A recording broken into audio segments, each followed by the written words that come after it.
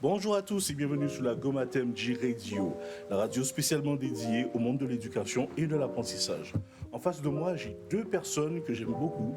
Alors je vais laisser se présenter chacun. Alors on commence par monsieur ou par madame? Par madame. Toujours madame. Alors madame. Moi c'est Clarisse, j'ai 23 ans et je suis au CCI CFA du Mans. Voilà. Et le monsieur à côté? Alors moi c'est Noam, j'ai 21 ans et puis c'est pareil, ça fait 3 ans que je suis au CFA CCI du Mans. D'accord. Alors, bonjour à vous, chers auditeurs, chères auditrices. Vous avez entendu les deux personnes qui sont en face de moi et en face de vous, au niveau de vos oreilles, bien sûr, parce que vous n'avez pas l'image. Et nous allons discuter du passage de l'enfance à l'adulte. Alors, on ne va pas parler de ça comme des gros psychologues ou comme des gros sociologues. Non, nous allons parler de ça vraiment en mode détendu, chill, sans prise de tête. Et nous allons essayer de comprendre c'est quoi le monde, en quoi le monde de l'éducation permet de passer de l'enfance à l'adulte tout en devenant des adultes responsables. Voilà. Alors, je vais demander à chacun de me donner son CV à partir du collège. Alors, on commence par qui? Madame ou monsieur? N'importe. Je vais commencer. Voilà. Vas-y, monsieur. Ok. Donc moi j'ai commencé du coup par faire un bac pro gestion administration à Touchard au Mans. Ensuite je me suis dirigé du coup sur la filière gestion de la PME en BTS. Donc j'ai pas eu la chance d'accéder dès la première année. Donc du coup j'ai travaillé pendant 1 an en tant que préparateur de commandes et ensuite j'ai continué mes ambitions. Donc j'ai recontinué du coup de faire un BTS en gestion de la PME l'année d'après et ce qui m'a permis d'arriver en bachelor RDC aujourd'hui. D'accord, intéressant comme parcours. Vas-y Clarisse. Moi mon parcours il est un peu différent, j'ai pas eu mon brevet déjà pour commencer. Après j'ai fait une année en lycée agricole. Ils ont décidé de se séparer de moi, voilà, parce que j'étais trop bien pour eux. On va dire ça comme ça, oui. Donc j'ai fait qu'1 an, j'ai fait que ma seconde là-bas. C'était un bac pro service à la personne et au territoire. Ma mère ne voulait pas que j'arrête mes études, donc du coup je suis partie en CAP et j'ai fait un CAP commerce que j'ai eu haut la main pendant le Covid. Après j'ai fait un bac pro métier de l'accueil. J'ai continué, alors c'était pas du tout le but, mais bon, je me suis dit tant qu'à faire, vu que j'y arrive, on va continuer, on va pousser jusqu'à où je peux pousser. Voilà, c'est ça, tant qu'à faire. Voilà, c'est ça, tant qu'à faire. Et du coup, donc j'ai fait le bac pro métier de l'accueil. Après, j'ai fait un BTS gestion de la petite et moyenne entreprise. JPME comme ton camarade. Voilà, c'est ça, tout à fait. C'est là qu'on s'est rencontrés d'ailleurs. Exactement. D'accord. Donc ils sont potes, faut voir ça, ça mange ensemble, McDo, tout ce que vous voulez. Ça fait des soirées. Mais c'est ça, il paraît que l'école aussi c'est un bon moyen de se faire des amis et en se faisant des amis, on fait aussi un réseau professionnel. Qu'est-ce que vous pensez de ça? Eh bien, c'est tout à fait ça. On rencontre des personnes, alors on rencontre effectivement nos amis de plus tard. Moi, je sais que j'ai pas mal de mes amis que je côtoie encore aujourd'hui. Très régulièrement. Ils sont placés à droite et à gauche dans telle ou telle entreprise. Ouais, voilà, c'est ça, mais c'est des gens qu'on peut rencontrer au CFA ou voilà, dans nos études. Il y a aussi des gens, par exemple, qui vont avoir des projets qui sont similaires aux nôtres et plus tard, par exemple, quelqu'un qui a fait des études en comptabilité, bah, tu peux le rencontrer plus tard si tu veux créer ton entreprise et que c'est quelqu'un qui est devenu comptable et voilà, ça crée du... C'est vrai que le BTS JPME, c'est surtout ça, c'est de la comptabilité que vous apprenez pour travailler dans les petites et moyennes entreprises, c'est bien ça? Alors, en fait, on gère toute l'entreprise. Donc on peut faire du commerce comme de la RH, comme de la compta ou de la gestion d'administration, gestion ADV, ça. Alors d'accord, ce que tu dis là c'est très intéressant. Alors du coup vous faites quoi comme étude maintenant? Là on est en bachelor responsable de développement commercial. Bon, et vous pouvez expliquer clairement ce que c'est? Alors il y a 2 grands thèmes on va dire. C'est soit en fait si ton entreprise te fait vraiment confiance, tu peux gérer une petite équipe de commerciaux, ou soit tu es directement commercial, soit sédentaire, soit terrain. C'est varié. Donc sédentaire, c'est tout ce qui est téléphone et tout ce qui va avec. Un commercial terrain, c'est aller directement chez les entreprises, prospecter. Et en sédentaire, c'est les appels téléphoniques, des prospections, des campagnes publicitaires, etc. Des propositions commerciales aussi également, de la participation à des salons CSE. CSE, c'est quoi? Comité sociétal des entreprises. Comité, ça consiste en quoi? Comité des entreprises. Maintenant, ça s'appelle CE, c'est tant mieux, ils ont simplifié le truc, c'est le comité des entreprises. C'est par exemple, toi au CFA, CCI, tu dois avoir un CE. Et en gros, par exemple, je sais pas, t'as des places pour Disneyland moins chères, Ah ouais, c'est à tout la ce qui fin est, d'année, t'as un cadeau, et bah c'est le CE qui paye. Vous gérez ces trucs-là, vous. Bah, Donc tout ce qui est cadeau, ticket cadeau à la fin de l'année ou ticket c'est ça, restaurant. on peut gérer, ou alors Ouais. nous, dans notre entreprise, on peut aller démarcher des entreprises pour que nos produits servent pour ces cadeaux de fin d'année dans les entreprises. Et ça vous plaît ça, justement, de démarcher des entreprises? Vous faites ça comment? Vous vous déplacez en personne ou vous téléphonez comme ça, ce que vous voyez dans le butin Alors moi pour ma part ça sera plus sur des salons professionnels puisque moi je suis dans la GMS, dans la grande surface, donc ça sera que sur des salons professionnels. D'accord. Ensuite derrière faire des visites clients avec les prospects qu'on a prospectés durant le salon et puis ensuite essayer de les fidéliser. Ok. Clarisse, t'as autre chose à rajouter? Ouais, moi c'est quand je fais des salons et du coup on a un portefeuille client, moi je relance les personnes. Un portefeuille client. Bah c'est en fait par exemple quand on fait des salons, on récolte des données d'un client et du coup on a son nom, son prénom, son adresse mail, son numéro de téléphone, son entreprise, on a toutes les informations et après en fait on lui propose une offre commerciale adaptée un petit peu à son entreprise, à son offre. Je les écoute parler et en même temps il y a une chose qui fleurit dans ma tête, mais vous pouvez pas le voir, chers auditeurs, chères auditrices. C'est que tout à l'heure, je leur ai dit, vous avez des têtes de directeur.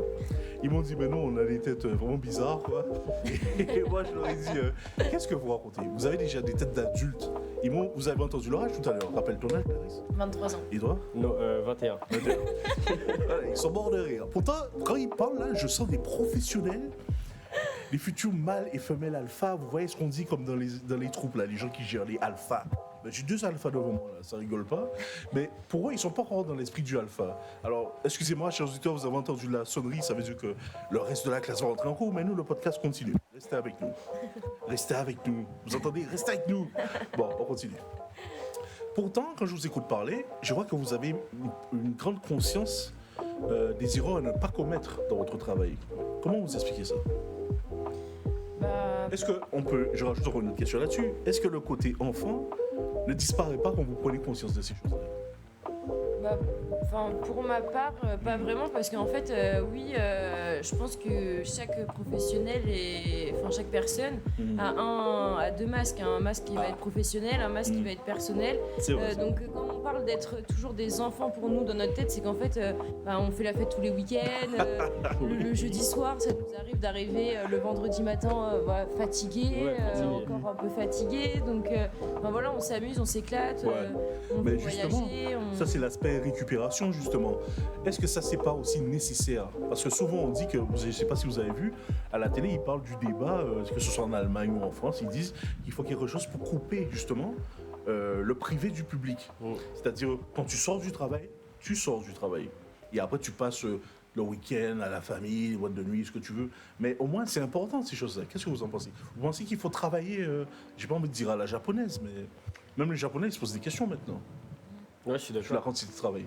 Vas-y, question. Moi, je pense qu'en fait, le fait de couper après son travail, par exemple, dans le monde en ce moment, la génération Z part à l'heure et ça pose problème pour certaines personnes. Moi, je trouve justement que c'est bien en fait de partir à l'heure, de pouvoir couper et réenchaîner la journée d'après en fait dans un bon état d'esprit en fait. C'est ça, oui, c'est ça, c'est ça. Et qu'est-ce que je voulais dire? Bon, ça va me revenir. Ok, donc là, je vais continuer les questions parce que c'est très intéressant ce qu'ils ont dit. Et là, je voudrais dire au niveau... Alors, Clarisse, tu as dit quelque chose tout à l'heure, tu as dit on a tous 2 visages. Un visage enfant, un visage adulte, c'est ça? Carrément. Le visage qu'on est obligé de donner quand on est dans notre entreprise et le visage qu'on a réellement, en fait, le nous, en fait. Donc, devant le micro, là, quel visage vous me donnez? Moitié-moitié. Ouais, moitié-moitié, on va dire. Ok, moitié-moitié. Non, mais c'est honnête. Je pense qu'il faut toujours garder son âme d'enfant. C'est ça. C'est ce que quelqu'un disait, parce que si tu n'as pas l'âme d'enfant, tu n'as pas aussi l'âme du rêve. Parce que le rêve que tu fais te permet de te projeter dans le futur. Si tu n'as pas ce rêve-là, comment tu peux faire? Et d'ailleurs, c'est pour ça, je pense que l'école, c'est l'endroit où tu fais mûrir ton rêve sans renier ton enfance. Et après, quand vous-même, vous serez parents, vous saurez accompagner vos enfants à votre tour. Vous êtes d'accord avec ça? Ouais, je suis d'accord. Tout à fait. Ok, si vous avez quelque chose à rajouter là-dessus, vous me dites. Non, c'est ça, nos enfants, on espère qu'ils auront un peu la même vision que nous. Voilà. Le travail, c'est le travail. Parce que... La vie, c'est la vie, il faut la vivre, on n'en a qu'une. C'est ça. Parce que tout à l'heure, tu as dit aussi une chose. Tout à l'heure, tu as dit le lycée ne voulait pas de moi parce que j'étais trop forte. Non, je me suis fait virer. Oui, je sais, j'ai compris. Je pense que les auditeurs et les auditrices avaient compris. Moi aussi, j'avais compris. Mais je voulais rester sur l'image. Parce que c'est une belle image. C'est une belle image. Parce que, je ne vais pas te mentir, Albert Einstein aussi, il a eu des déconvenus. pourtant c'est Albert Einstein. Tu vois ce que je veux dire? Non, c'est pas parce que tu as eu des problèmes dans ton enfance que tu seras naze toute ta vie. J'ai encore lu l'histoire d'Isaac Newton il n'y a pas longtemps parce que je suis en train d'écrire un nouveau livre qui explique comment on peut rendre bon un élève en mathématiques. Et dans le livre, j'ai été étonné de voir la biographie de Newton. Newton, c'était chaud pour lui, quoi, parce que son père était mort au moment où il allait naître. Donc il n'a pas vu son père, quoi. Et au moment où sa maman a cherché à se remarier avec un autre gars, l'autre gars a dit « je veux pas de ton fils chez moi ». Donc la maman, elle a déposé Newton chez sa grand-mère. Et la grand-mère, elle a gardé Newton, elle a fait Newton grandir jusqu'à l'âge de ses 10 ans. Et ensuite, 10 ans après, la maman est venue rechercher Newton. Elle a dit « ça va, mon fils, il est bien ?» Et Newton découvre qu'il a de nouveaux frères et sœurs. Mais Newton, pendant tout le temps qu'il était chez sa grand-mère, il se sentait tellement mal parce qu'il disait « ma mère ne veut pas de moi ». Donc il a grandi comme ça. Et par contre, il y a un truc qui s'est passé, il était nul à l'école. Il était vraiment nul à l'école. J'ai jamais compris ça. Les gens, je vous invite à lire Wikipédia, c'est super intéressant. Parce qu'on raconte la vie des gens. Et tu vois, ah ouais, donc il commence mal, mais il finit bien. Newton, il a commencé, il y avait un gars dans sa classe qui le saoulait. Et Newton, il était dernier de sa classe. Enfin, il était parmi les derniers. Il s'asseyait toujours au fond de la classe. Et l'élève est venu en face de lui, Newton a dit, attends, l'élève faisait 2 fois la taille de Newton. Newton lui a sauté dessus, il lui a pété ses dents. C'est écrit sur Wikipédia, il lui a pété ses dents. La violence est mauvaise, ce n'est pas une bonne solution. Non, mais attendez, écoutez, elle a raison, Clarisse, elle a raison. La violence, c'est mauvais, c'est pas une bonne solution. Mais ce que je veux attirer l'attention, c'est que. Ce sur quoi je veux attirer l'attention, c'est le fait aussi que, quand il s'est rendu compte de ça, il a voulu montrer qu'il était le meilleur aussi. Donc, il a commencé à travailler à l'école et à montrer qu'il était le meilleur. Donc, ça a modifié toute sa mentalité. Il a dit, je ne vais pas me laisser faire. Clarisse a raison. Je reprends ce qu'elle a dit. La violence, c'est pas bon. Je suis d'accord avec elle. Mais il y a des choses par moment qui peuvent modifier votre état d'esprit. Vous faire passer de le loser que tout le monde pense que vous êtes et devenu le champion que personne n'avait vu venir. Voilà. Et c'est ce que je fais avec tous mes élèves. Je dis, t'es sûr que t'es un loser? T'es sûr que t'es une fille faible? Vas-y, montre aux gens de quoi tu es capable. T'es un mec, t'es une vraie fille. Montre de quoi tu es capable. Alors quand je vois ça, ça fait plaisir de voir des élèves qui, comme toi, se retrouvent en bac plus 3. C'est pas mal ça. Bah, surtout que moi, quand j'ai pas eu mon brevet à l'époque, mon directeur il m'a dit mais tu feras rien de ta vie, toi aussi tu n'arriveras jamais. Bah voilà. Ouais. Et aujourd'hui j'aimerais le recroiser et lui dire alors, je suis en bac plus 3. Voici mon diplôme. Ouais non mais c'est vrai, Et pourtant il m'a dit que j'arriverais jamais à rien parce que je suis indisciplinée, parce que j'arriverais jamais dans la vie professionnelle, même dans la vie personnelle. Et maintenant tu es là. Et voilà. Je sais pas lui où il est, mais en tout cas moi je suis là. On t'a dit ça aussi? Non, moi j'ai toujours eu des facilités à l'école. Ouais. Et tant que je pouvais continuer, j'ai continué en fait. Ouais. Voilà. Donc en fait, peu importe que tu aies des difficultés ou des facilités, l'objectif c'est toujours d'atteindre l'objectif. C'est se surpasser. Tant que tu peux, tu continues. Se surpasser. Magnifique. J'ai envie de leur faire du check à aller aux deux là. Se surpasser. C'est le mot-clé ici dans ce podcast, c'est se surpasser. On continue parce que j'ai encore une autre histoire pour toi, c'est celle de Richard Branson. Tu connais? Non. Le monsieur qui a fait Virgin. Virgin Radio? Alors le monsieur qui a fait Virgin Cola. Ah oui, ouais. L'aviation Virgin. Je connais pas. Ah, tu vois. Je suis pas à la ref. Sur Wikipédia. Alors lui, il était dyslexique, il souffrait de TDAH et depuis son enfance c'était chaud pour lui. Alors le truc c'est qu'il a fait son école et à un moment il a dit j'en peux plus, il a quitté le système scolaire comme il pouvait et son directeur, comme toi, il a dit une phrase, il a dit t'as 2 solutions, tu nous quittes, soit tu vas finir en prison, soit tu vas finir millionnaire. Il est devenu millionnaire. Il est milliardaire. Pardon. Bon, vous allez chercher sur Wikipédia, vous allez voir l'histoire. Richard Branson. Vous allez chercher sur Wikipédia. Ok, il est toujours en vie. Hein. Voilà. Dyslexique, mais il est multimilliardaire. Il a même été adoubé par la reine d'Angleterre. Et Newton aussi a été adoubé par la reine d'Angleterre. Ok, vous avez les images. Je vous laisse chercher, chers auditeurs, chers auditrices. Alors, donc au niveau des capacités, est-ce que vous pensez que vous êtes nul ou est-ce que vous pensez que vous avez montré aux gens de quoi vous êtes capable? Est-ce que si vous avez atteint cet objectif? Moi, je pense pas l'avoir atteint parce que, comme je l'ai dit tout à l'heure, en fait, j'ai toujours eu des facilités à l'école. Ouais. Et donc, en fait, je me suis toujours reposé sur en fait, mes facilités. Ouais. Donc, en fait, je travaille pas. J'écoute. D'accord. Ouais. Et puis, en fait, ça rentre tout seul. Mais du coup, je pourrais faire beaucoup mieux que ce que je fais en fait. Tu penses que tu es un HPI? Non, pas à ce point-là. Mais, Oh, si jamais. mais je sais pas, en fait, j'ai toujours eu cette facilité de visualiser dans ma tête le tableau quand je suis en cours. Et en fait, quand, par exemple, j'ai une évaluation, genre j'ai l'image en fait dans les yeux, je sais pas comment expliquer. Okay. Du coup je me suis toujours reposé sur ça, donc c'est à dire que je suis toujours à la moitié de mes capacités en fait. T'as une mémoire visuelle. Ouais, j'ai une mémoire visuelle. T'es comment on appelle ça? Kinésiste. Non, kinesthésique par la pensée, non? Ouais, c'est un truc comme ça, ouais. Ouais, c'est ça. Kinesthésique visuel ou. Voilà, c'est kinesthésique visuelle. Mais toi, tu te rappelles bien de ton cours parce que c'est le cours que le professeur qu'elle a eu en terminale a fait. Donc tu te rappelles bien du mot kiné, comment tu dis ça? Kinesthésiste. Kinesthésiste. Ok. Monsieur Cabaret aussi, il l'avait fait. Voilà, Monsieur Cabaret, le prochain podcast que vous écouterez bientôt. Et on va J'espère. parler aussi sur quand on a plusieurs capacités, qu'est-ce qu'on doit en faire? Parce que ce monsieur, il est professeur, chanteur et écrivain. Bon, C'est un je couteau rappelle, suisse. c'est un couteau suisse, chanteur, professeur et écrivain. Ok. Mais là, je suis avec Clarisse et rappelle-moi ton nom, cher. Noam. Et Noam. Ok. Donc, on va continuer parce qu'il ne faut pas qu'on reste trop longtemps non plus parce qu'ils sont courts tout à l'heure. Alors, au niveau de la psychologie des autres, est-ce que vous comprenez exactement les gens qui viennent en face de vous? Parce que je sais que quand on est dans un métier de commerce, il faut savoir bien, se figurer l'esprit de la personne du premier coup pour savoir comment lui répondre à ses attentes. Est-ce que vous arrivez à faire ça? Bah, déjà, on a plein d'outils en fait, qui nous permettent déjà de pouvoir prospecter en fait, un comportement d'achat, on va dire. Ouais, Donc, c'est-à-dire que, je sais pas trop comment expliquer, mais en fait, on cible notre cible. Mm. Et en fait, à partir de ça, après, c'est beaucoup plus facile de pouvoir essayer de comprendre la personne, quoi. On a déjà D'accord. tous ces comportements d'achat, on a déjà tout analysé en amont, en fait, c'est pour ça. Alors, donc vous êtes plus là aussi pour le service que vous allez rendre à la personne. C'est ça. C'est ça. Et puis c'est des choses. Par exemple, moi je sais qu'en CAP, donc il y a 7 ans maintenant, parce que ça fait 7 ans que je suis au CCI, en CAP on m'avait parlé du profil son de casse maintenant. Comment t'appelles ça? Vas-y. Profil son de casse, c'est sécurité, environnement, confort, empathie, enfin. Ouais, c'est sécurité. J'ai oublié. Je sais plus. Bon, En gros, c'est un truc. c'est pas grave, c'est pas grave. Ok, bah vas-y, répète. Alors, C'est son de casseux et en gros Son c'est de quelque chose casseux. qu'on m'a parlé en CAP et aujourd'hui en bac plus 3 du coup on m'en a reparlé et je m'en sers encore aujourd'hui donc les choses qu'on apprend il y a des années on peut se dire ouais mais sur le coup ça va me servir à quoi dans Voilà, ma vie, c'est ça va ça. me servir à C'est rien vrai, c'est vrai. et en fait il y a plein de choses qui nous paraissent futiles sur le coup et en fait plus des années plus tard on se dit mais en fait si ça me sert en fait. Voilà, c'est ça. C'est sécurité, orgueil, nouveauté, confort, argent, sympathie et environnement. Oh là là, c'est beau. Et Il a en fait, cherché ça sur Google. Ouais, carrément. Et en fait, ça nous permet, en fait, lors par exemple d'un entretien de Ouais, vente, ouais. de pouvoir cibler son prospect Ouais. et en fait adapter notre offre.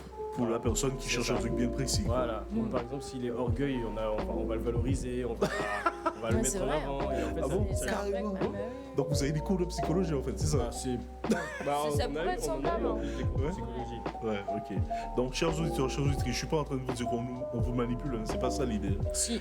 Non. Non. C'est des techniques de vente. on Non, va mais dire. c'est juste que Ouais. voilà, on fait en fonction de comment vous êtes, et puis ce sera comme ça dans toute la vie en fait. Les vendeurs, quand ils vous parlent, ils savent vous cerner, ils savent ce Ouais. que vous voulez, ils Ouais. savent ce qui vous ferait plaisir d'entendre, ils savent. C'est pourquoi on achète, c'est parce qu'on se fait avoir. Mais c'est pas grave, non, mais c'est comme ça que la vie marche, Ouais, c'est vrai. c'est le système de la consommation. Oui, c'est vrai que c'est le système de la consommation, mais j'ai vu qu'il y a ce qu'on appelle, je sais pas comment on pourrait dire ça, la consommation équitable. Ça existe, c'est un nouveau truc qui apparaît. Comment ça C'est-à-dire. Pas surconsommer. Ouais, voilà, c'est ça. Ah oui, On bah. en consomme même temps, ce dont on a besoin et ça protège plus la planète, donc du coup ça fait plus de ventes et plus de. En même temps, avec Ouais, c'est la pas- fast fashion, etc., Ouais. c'est des choses qui ont été hyper compliquées pour la planète parce que du coup, ça pollue. Ouais, mais justement, les trucs comme Vinted et tout, ça permet de dépolluer. Ah oui, C'est c'est vrai. bien, ouais. Ouais, c'est ça. Donc il y a moyen de créer une nouvelle économie et des trucs comme ça. quoi. Ah bah oui, oui. Bon, vous avez vu, et après ils me disent qu'ils sont toujours enfants. Mais parce qu'on a notre âme d'enfant. C'est juste que là, on te parle avec notre visage professionnel. oui. Ben, vous parlez bien. Franchement, grave. Et vous m'avez étonné les deux. Bravo. C'est tout ça. Depuis que je fais ce podcast, chers auditeurs, chères auditrices, je suis toujours étonné de la maturité des jeunes qui sont en face de moi. Et quand je fais écouter les podcasts aux collègues, ils font on n'a pas les mêmes élèves. Hein. Je dis bah si, c'est bien les vôtres. Ils sont toujours étonnés. C'est étrange, c'est étrange. Ok. Alors, je ne vais pas vous garder plus longtemps. Hein. Je pense qu'on va. Wouh, on a déjà presque atteint les 20 les 30 minutes. Alors, j'ai.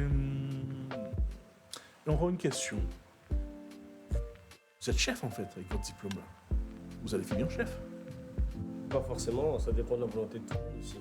Parce que tu m'as dit que tu es responsable des Alors moi, commerciaux. Des... Alors c'est le nom du diplôme, mais moi en tant que salarié dans mon entreprise, je suis juste assistant commercial.